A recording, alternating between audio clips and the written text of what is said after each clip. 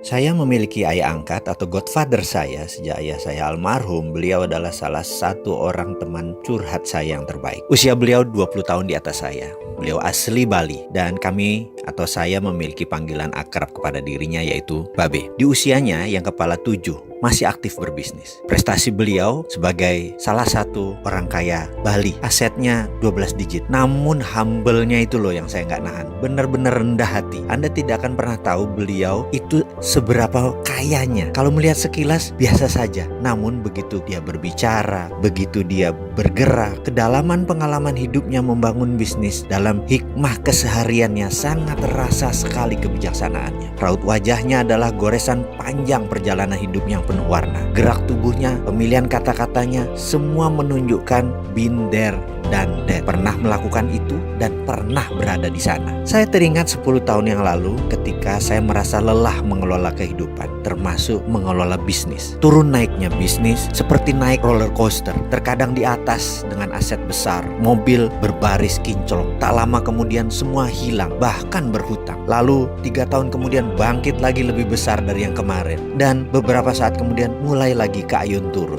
Alasannya beragam, mulai dari perubahan demand, perubahan peraturan pemerintah, naiknya harga bahan baku gila-gilaan, sampai manajemen yang terlalu cepat tumbuh sehingga tidak siap menghadapi winter atau musim badai. Itulah belasan tahun saya berbisnis. Saya tidak pernah mengatakan saya ini pakar bisnis. Sampailah dalam kelelahan saya, akhirnya saya memilih untuk menemui bapak angkat saya, mentor saya dan mitra bisnis saya ini. Kantornya cukup tua, sudah lebih dari 30 tahun namun asri. Di belakangnya ada taman yang sering dia pakai untuk rokokan atau jagongan, ngobrol-ngobrol ringan di sore hari. Memiliki luas 4.000 meter di tengah Kebayoran Baru dan hanya berjarak 500 meter dari SCBD Central Business District. Yang saya tahu bayar pajak PBB-nya mahal sekali. Setiap tahun dia membayar sekitar 1 mobil Innova hanya untuk bayar PBB. Tapi dia bisa bayar, itu yang lebih penting. Saya pun sore itu duduk di samping beliau di meja kayu panjang di taman tersebut dan bertanya, "Be, apa resep untuk sukses?" Ternyata dia diam saja, hanya menatap mata saya lalu menyedot rokok favorit. Mendapat respon begitu, saya tanya ulang lagi, "Be,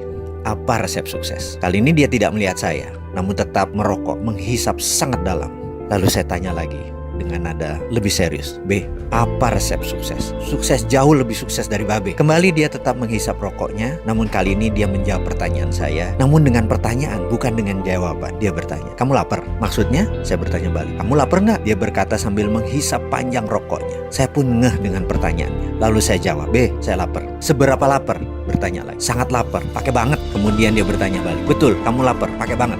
"Iya," saya jawab cepat. Lalu dia berkata, "Kalau kamu lapar banget, sangat lapar, maka kamu tidak perlu penjelasan. Kamu nggak perlu ilmu, kamu nggak perlu saya. Kamu pasti tahu cara cari makan. Bahkan di agama kamu yang Islam itu, kamu diajarkan lapar, menahannya, dan bermain dengan lapar. Itu hikmahnya dalam. Jadi kalau kamu benar-benar lapar, sangat lapar seperti saya dulu, kamu pasti tahu jalan untuk cari makan." Setelah itu dia terdiam.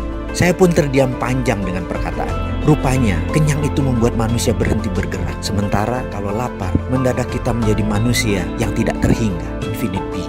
Stay hungry, stay foolish. Ini mungkin salah satu hikmahnya.